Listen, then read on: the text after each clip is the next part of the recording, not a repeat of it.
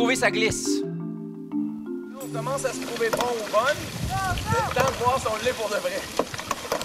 OK, dans 5, 4, 3, 2, 1 et un petit coup très fort. 1, 2, 3, 4, 5, 6, 7, 8. Niveau d'énergie, alignement, c'est là que l'équipe a le moins d'expérience. Mais là, je dirige. Fait qu'il y a une crédibilité par rapport au leader. Ça fait 8 minutes qu'ils sont sur l'eau. C'est assez exceptionnel, ça fait 8 minutes qu'ils sont sur l'eau.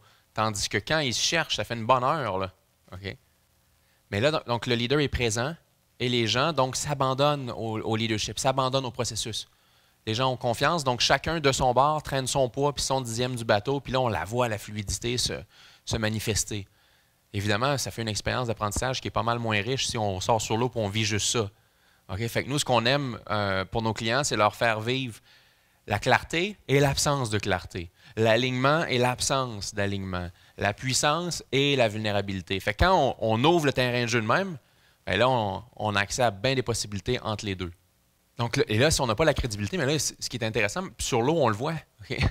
C'est sur la base de quels critères on y fait confiance. Et comme c'est un autre environnement, ce n'est pas la crédibilité du leader de l'organisation qui est nécessairement questionnée, mais c'est une réflexion sur, hey, sur l'eau, là, on savait qu'il dirigeait, il était présent. Puis dans le business, mais on ne le sait pas qui dirige. Ou lui, il ne se reconnaît pas comme celui qui dirige, il se cache.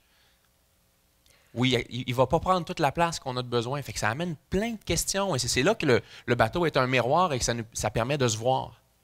Ça permet de se voir, ça permet d'avoir des conversations importantes. Puis après ça, à partir de ces conversations-là, amener des changements.